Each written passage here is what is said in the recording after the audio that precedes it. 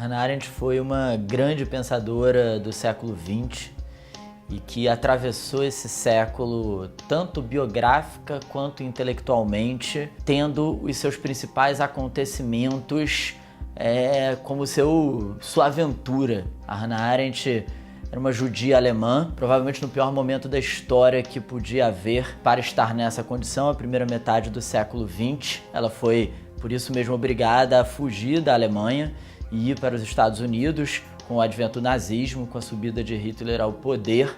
E isso, longe de ter sido só um advento da sua vida, foi o estopim da sua grande obra filosófica. Embora Hannah Arendt tenha se formado na juventude, na grande filosofia alemã, na fenomenologia, na escola do Husserl, especialmente com a figura do Martin Heidegger, a sua inteligência e o seu brilhantismo precoce ali não chegaram a fomentar um pensamento filosófico original. Isso só foi acontecer já nos Estados Unidos, depois do nazismo e por causa da tentativa de compreender o que ela chamou de terrível originalidade daquele acontecimento.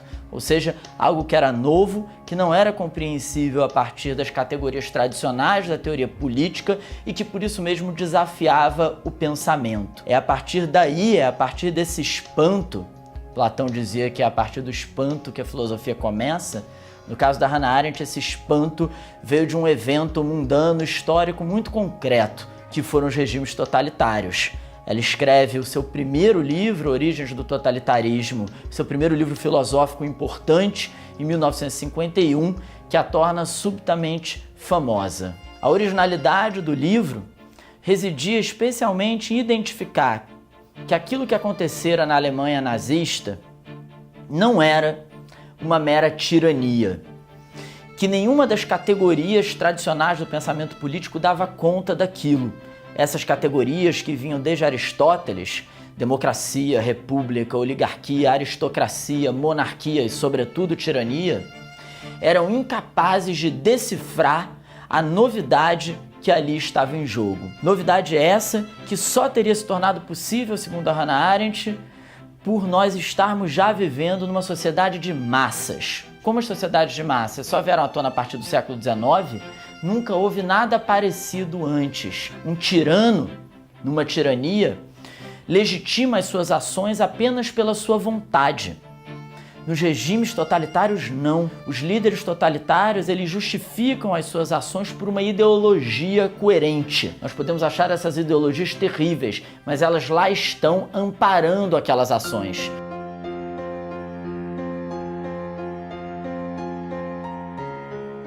Eu acho que a obra da Hannah Arendt nos deixa uma grande lição, que é preciso pensar sem corrimão. Ou seja, que a atividade do pensamento ela é mais exigida justamente quando nós não contamos com as antigas categorias que a teoria nos legava para entender a realidade. Quando a realidade parece de alguma maneira explodir a nossa capacidade de compreensão, aí é que o pensamento é mais exigido do que nunca. No mundo em que nós vivemos, eu acho que é cada vez mais urgente experimentar ou tentar aprender esse pensamento sem corrimão, porque me parece que nós temos cada vez menos certezas ou categorias tradicionais com as quais nós possamos contar.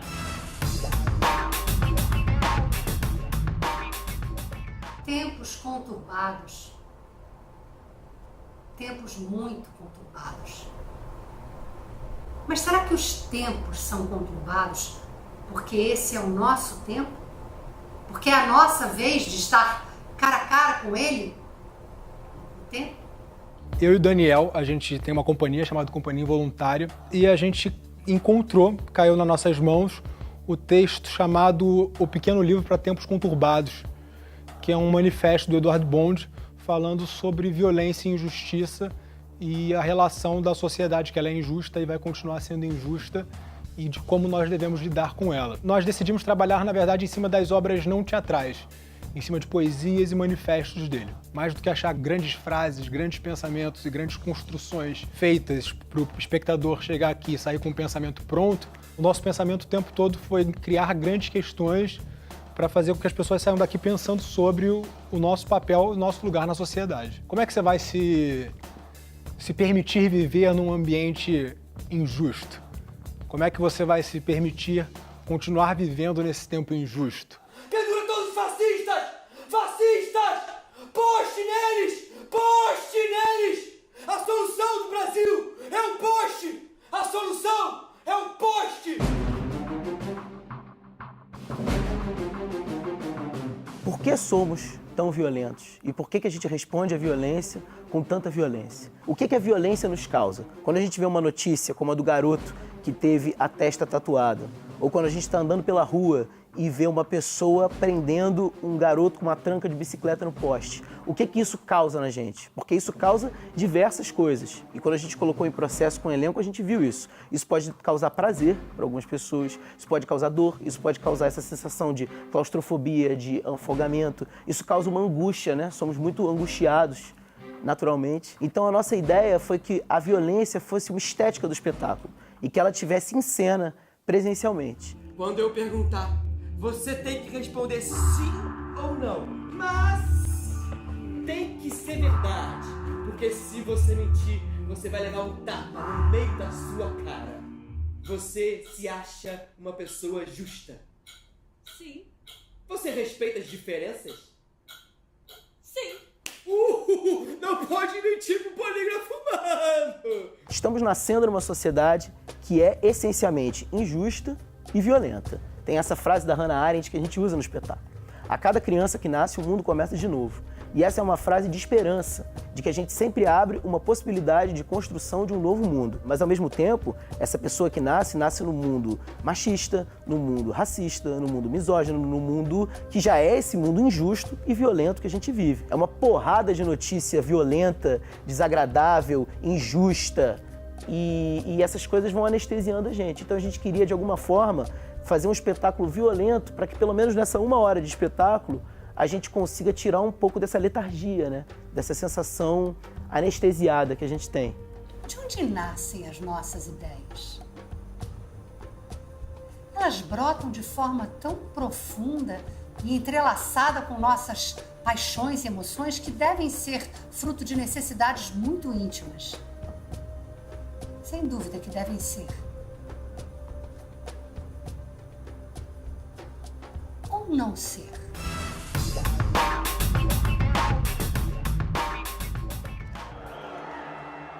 Já tem um bom tempo que no boxe do Nordeste, 2 lutadores brigam para assumir a liderança. Tem um problema grave com você. Uma mágoa, é? Você não fique me incitando, não que eu lhe meta a mão aqui dentro. Não, calma.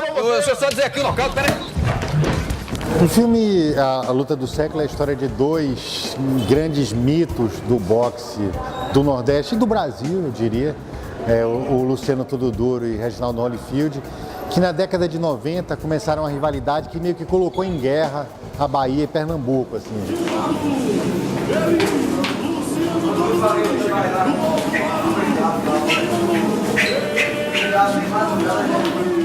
A ideia inicial partiu da gente querer fazer um longa de ficção. Eu, Lázaro Ramos e Wagner Moura. E aí eu falei, não, deixa eu pesquisar um pouco para ver se dá, de repente eu faço um documentáriozinho sobre eles. Aí esse documentáriozinho foi virando um projeto. E era um pouco para falar desses 2 caras que foram ídolos do esporte brasileiro e que tinham sido meio que esquecidos, assim. Mas só que no meio da filmagem tudo virou outra coisa completamente distinta, que a gente foi visitar um ex-traficante, o grande líder do tráfico baiano, que tinha sido empresário dos 2, que tinha saído incondicional, o Raimundão Ravengar. E o Ravengar falou, pô, vocês estão na pior, por que vocês não voltam a lutar? E aí então um documentário, que era um documentário sobre o final de carreira, virou um filme sobre recomeço.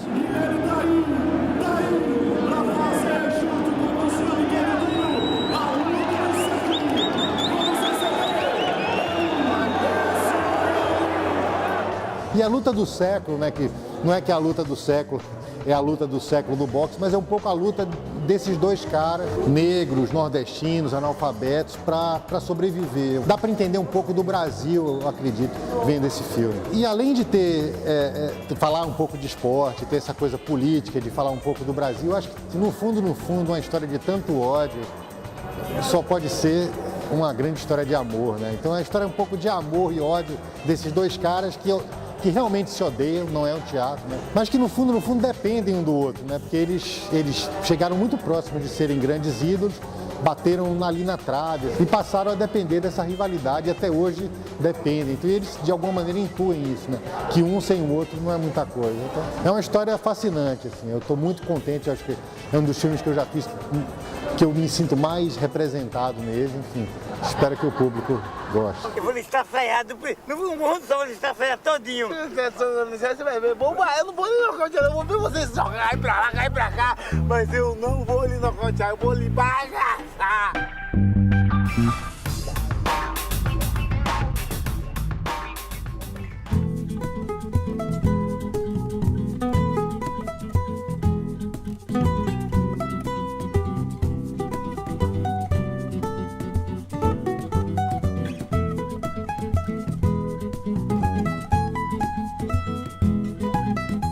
Som da Imagem é um projeto novo que começou de uma maneira despretensiosa em uma viagem a Nova York. Estava com o Marcos Portinari, que é o produtor do projeto, junto comigo, meu parceiro de vários outros projetos, e a gente queria arrumar alguma coisa para fazer no tempo livre das viagens. A ideia era filmar o cotidiano da cidade e o desafio era, depois de uma edição feita dessas imagens, eu criar uma música, eu compor uma música inspirado pelas imagens.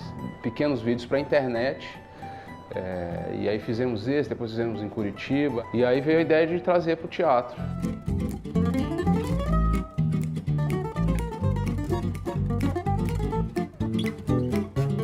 E aí se efetivou mesmo quando a gente foi para Belém, que deve ter sido uns 2 ou 3 meses depois. Eu fiquei encantado com a quantidade de diferentes imagens que a gente conseguiu ali, porque fomos no mercado ver o peso, no próprio teatro que a gente estava tocando, e muita fruta diferente, muita coisa diferente assim. E aí foi o primeiro que a gente fez. Essa, por acaso, foi uma que eu compus já lá na hora. Aquele ambiente já me deu um start, então eu comecei a fazer, né, isso aqui.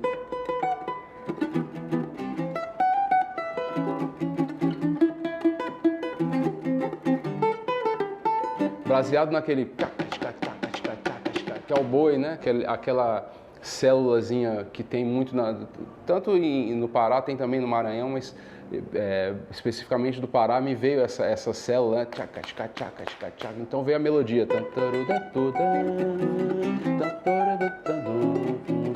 Então essa foi especial porque foi realmente feita no lugar, assim.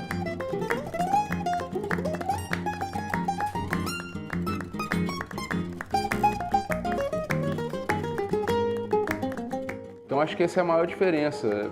Saiu muita música diferente das outras que eu já fiz, porque eu entrei numa dinâmica ali, a música saiu com vários sentimentos, então tem coisa de tudo, tem essa onda também diferente.